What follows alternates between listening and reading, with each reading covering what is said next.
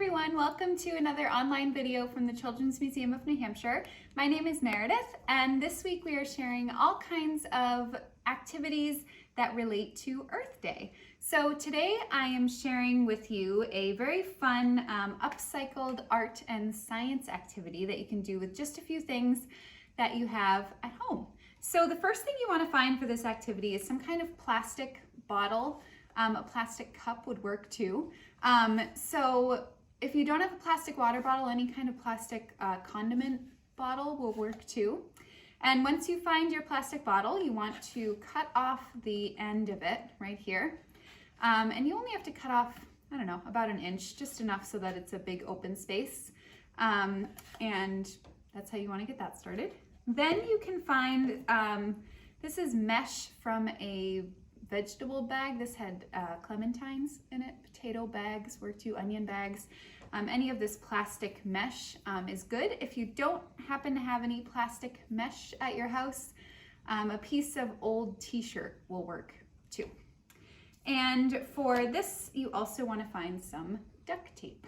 So first step is assembling your bubble blower. So what we're going to do is take the end that's been cut off, and we're going to cover that with our mesh. I like to fold it in half because it gives even more little openings for the bubbles to get through. And once you have that on top there, you're going to use your, that was harder than I thought it was going to be.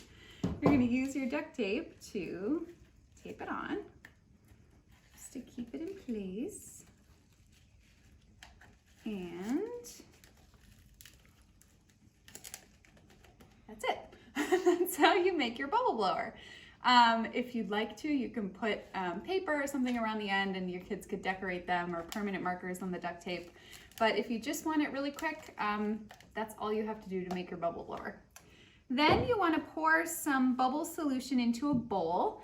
If you don't have any at home right now, I did post a recipe on the blog of how to make your own.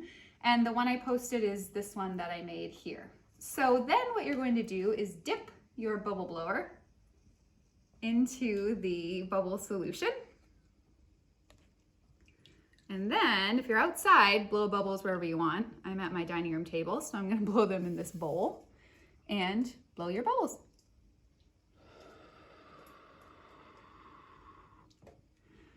So you get these really awesome bubbles. And if you decide to do the t-shirt instead of the mesh bag, your bubbles will be teeny tiny.